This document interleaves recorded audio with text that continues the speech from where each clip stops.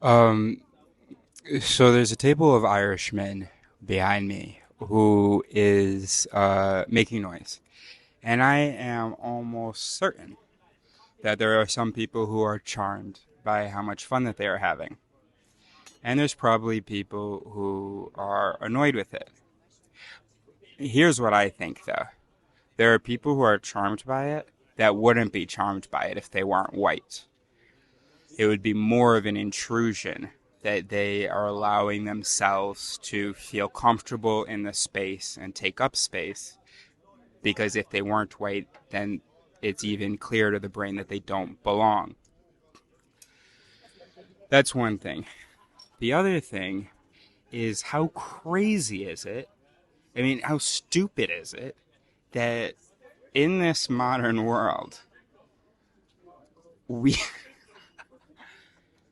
we okay, so we evolved to when we're eating next to people, it's people that we know, and we can just be ourselves. But then for I mean, for some time, maybe even 1,000 years or so, I don't know. No, not that long, but a few hundred years, it has become increasingly common to be eating around people that you don't know, and there's all these rules about how to do it, and it's crazy. It's crazy that we have tables like this, and then have to exist in our own bubble. So I'm thinking about one time I was in Venice, and we were recording a video at the table. And the other two tables were annoyed by an audio that we kept replaying over and over again because the video needed to match up. So, for reference, there's this audio that kept playing over and over again.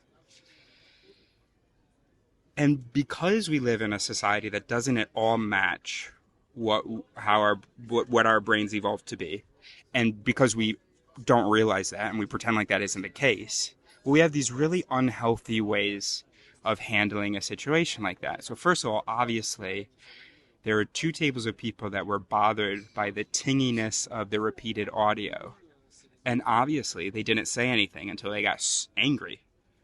And then a woman comes over and says, "This isn't like the US. This is Europe. Um, we're trying to enjoy our nice dinner, right?"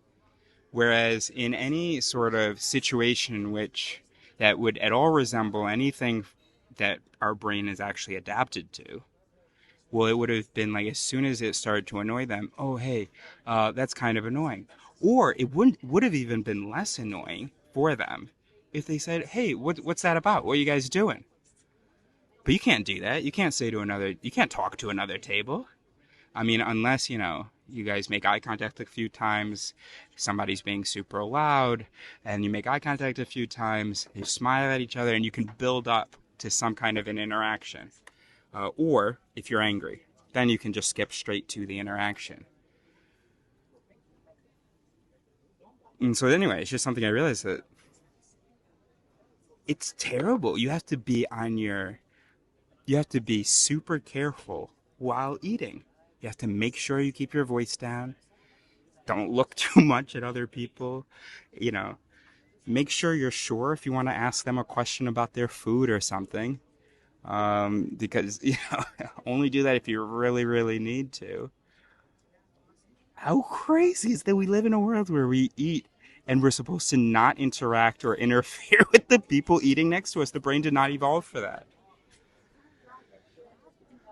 So, which is why we sometimes have some really unhealthy interactions in a situation like that because we just don't know how to do that. And it's why we have this stupid etiquette thing. You can't even just fucking enjoy your meal and enjoy the conversation. Half your attention has to be on the people eating next to you. Now, we wouldn't be so annoyed with each other for being loud if we felt like we were in more of a community. If you're at a party, it's okay if some people are loud. You're not annoyed by it, even if it interferes with your own conversation. You will interact with them maybe. Say, oh, hey, too loud over there. Or you'll just speak up to compete.